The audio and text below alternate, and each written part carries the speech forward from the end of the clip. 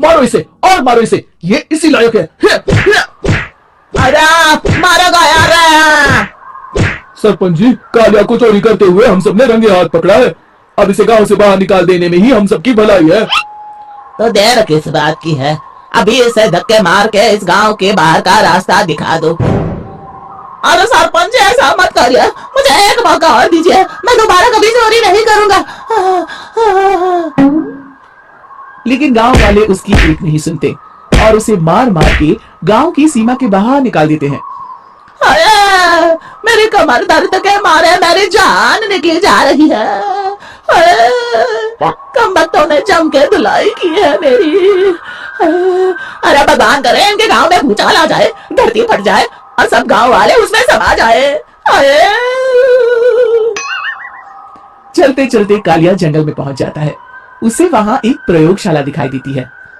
अरे इस जंगल में ये अजीब सा दिखने वाला घर किसने बनाया है, चल कर देखना पड़ेगा। कालिया प्रयोगशाला के पास चला जाता है। दो वैज्ञानिक प्रयोगशाला में बातें कर रहे होते हैं। बधाई हो डॉक्टर चमन, आखिरकार हम दोनों ने मिलकर एक ऐसी घड़ी का आविष्कार कर लिया है जिसे पहनकर कोई भी इंसान गायब हो सकता है। हाँ हाँ, तुमने बिल्कुल सही कहा डॉक्टर जर्माटो। अब कल सुबह ही हम इस जंगल से निकल जाएंगे, लेकिन उससे पहले आज रात के खाने का बंदोबस्त करते हैं। हाँ हाँ, मुझे तो बड़ी जोरों से भूख लगी है, चलो चलते हैं। दोनों वैज्ञानिक वहां से चले जाते हैं। उनके जाते ही कालिया प्रयोगशाला में दाखिल होता है। अच्छा तो ये बात है। कालिया बड़े से कांच के अंदर रखी घड़ी को बाहर निकाल लेता है और अपनी कलाई पर बांध लेता है। फिर घड़ी में लगा बटन दबा देता है। कालिया को एक जोरदार झटका लगता है। कालिया अपने आप को आईने में देखता है तो उसका पूरा शरीर पूरी तरह से गायब हो चुका होता है। हाँ, अब तो जो चाहे वो कर सकता हूँ। सबसे पहले मैं उन सभी को सबक सिखाऊंगा। गांव वालों, मैं आ रहा हूँ। कालिया गांव की ओर चल पड़ता है। थोड़ी देर के बाद दोनों वैज्ञानिक वहां आते हैं। अरे ये क्या, लगता है कोई हमारी घड़ी चुरा कर ले गया है। ये देखो पैरों के निशान।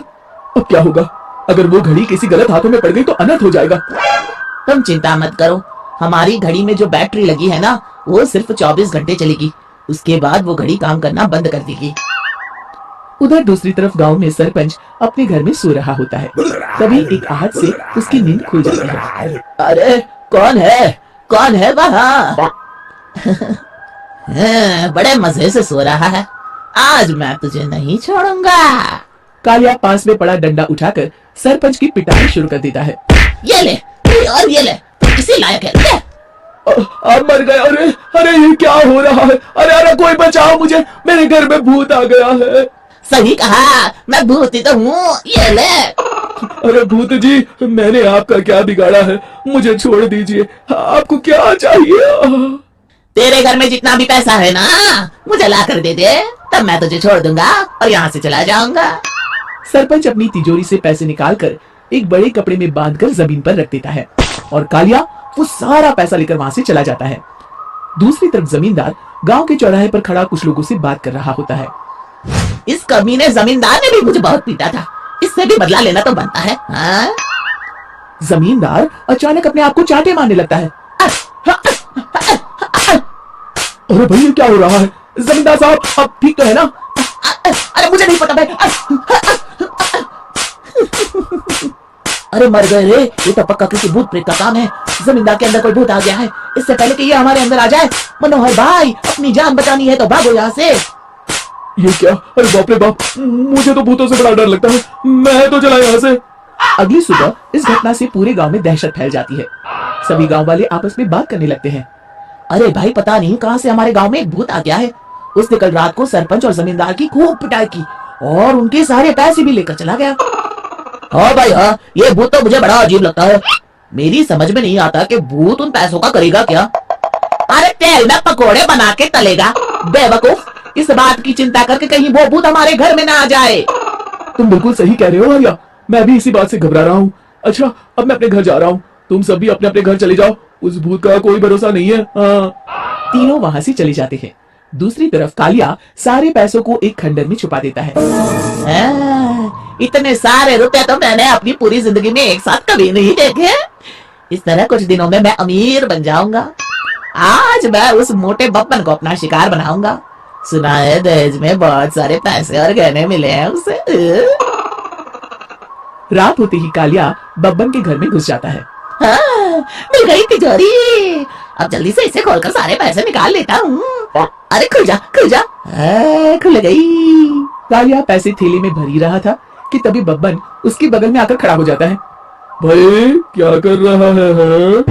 अरे हट। अरे तेरी इतनी हिम्मत, मैं तेरे सामने खड़ा हूँ और तू फिर भी मेरी तिजोरी से पैसे चुरा रहा है। अरे मैं तो गायब हूँ, तू मुझे कैसे देख रहा है? कालिया अपनी घड़ी को देखता है। अरे इसे क्या हो गया है? हाय, लगता है बैटरी खत्म हो गई। अच्छा, तो आज मैं तेरी बैटरी अच्छे से चार्ज कर देता हूँ।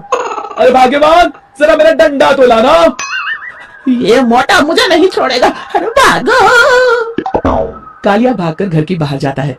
बाहर सभी गांव वाले हाथ में डंडा लिए खड़े होते हैं। अच्छा, तो तू वो भूत है? मुझे माफ कर दीजिए सरपंच जी, मैं आपके और जमींदार जी के सारे पैसे लौटा दूंगा और आज ही हमेशा के लिए ये गांव छोड़कर चला जाऊंगा। शिक्षा, बुराई ज्यादा दिन की मेहमान नहीं होती, एक दिन उसका अंत हो ही जाता है।